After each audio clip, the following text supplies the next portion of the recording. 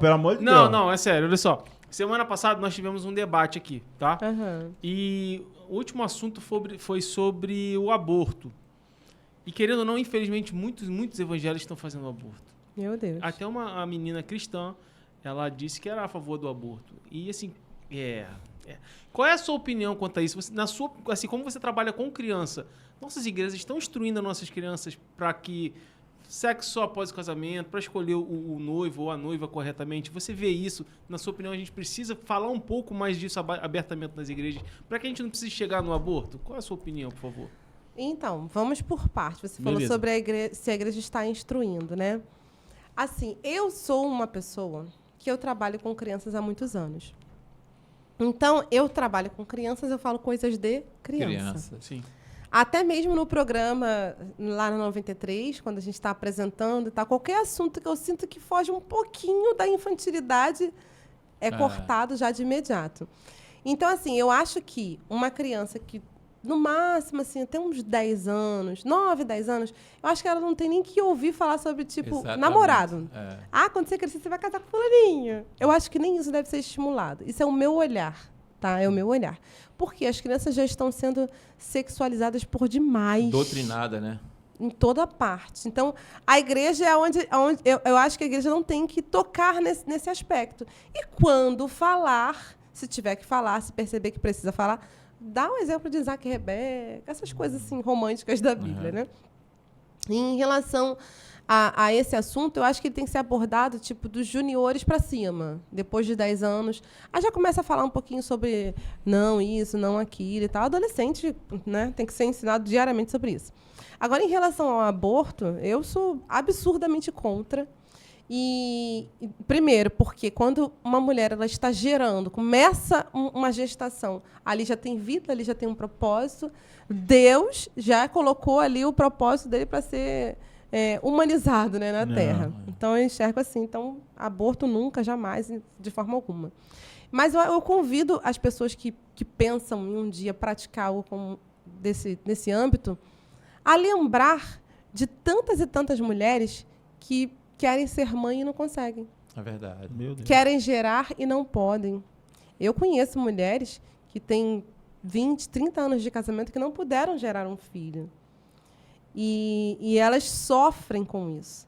Aí, como que você pega algo que Deus está te dando como herança, né, um filho, e simplesmente se desfaz daquilo, joga fora, sabe? Perde a oportunidade de ter nos seus braços algo que foi sonhado por Deus, porque a vida ela é um dom de Deus. Verdade. Então, assim, eu acho que nas igrejas, começando pelos adolescentes, né, ali aquela idade assim, tipo acima de 12, né, que a menina já está mocinha, né, aquela coisa toda, eu acho que tem que ser ensinado assim, sobre primeiro não namorar, Sim, isso aí. né, e se namorar, ter os cuidados para até onde vai esse relacionamento, o que está sendo feito, para não chegar numa gravidez, para muito menos chegar no aborto. Exatamente. Eu acho que esse tipo de orientação a igreja tem que dar, mas tem que limitar a partir de que idade?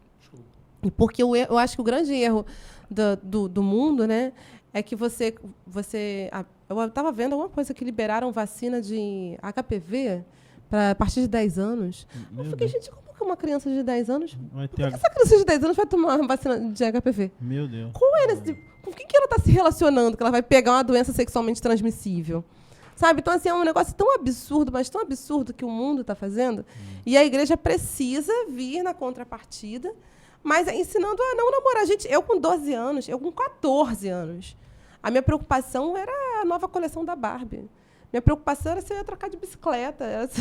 Sabe? Era, mãe, olha só, lançaram um carro da Barbie. Agora tem... Sabe? Aquelas preocupações ingênuas, né?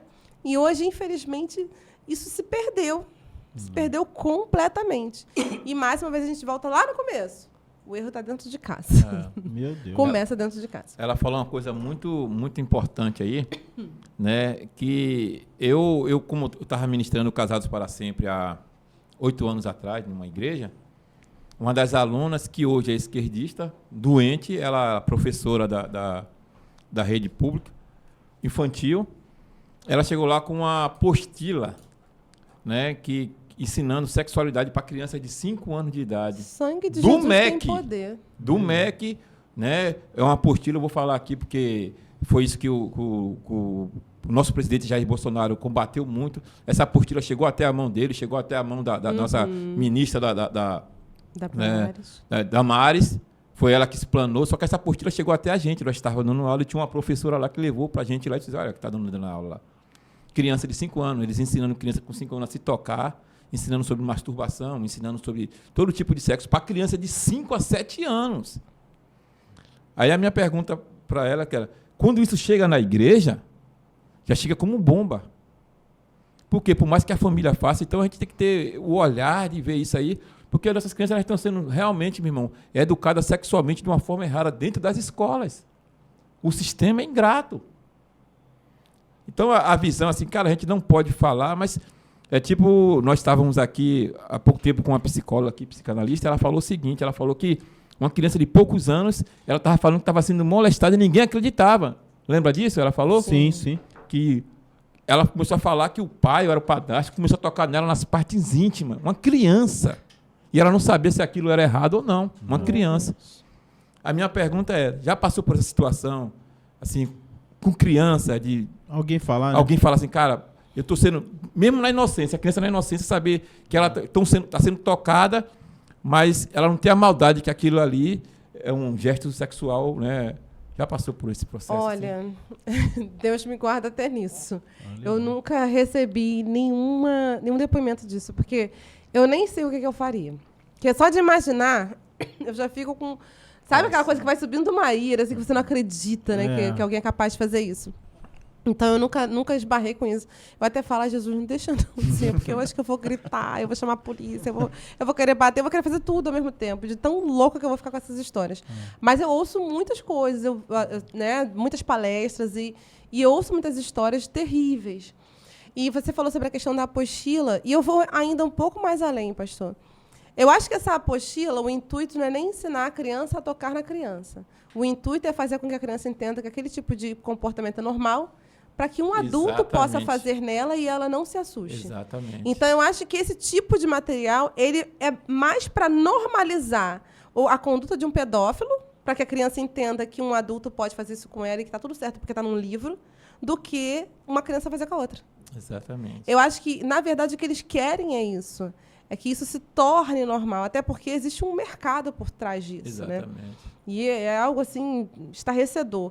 Enfim, então eu acho que o intuito é normalizar na mente da criança para que quando o pedófilo fizer isso com ela, ela não estranhar, ela permitir e ainda lembrar, mas na escola é verdade, na escola ensinaram, então tá certo. Eu acho que é mais ou menos isso. E hoje em dia, é muito triste. E hoje em dia é careta, né? Casa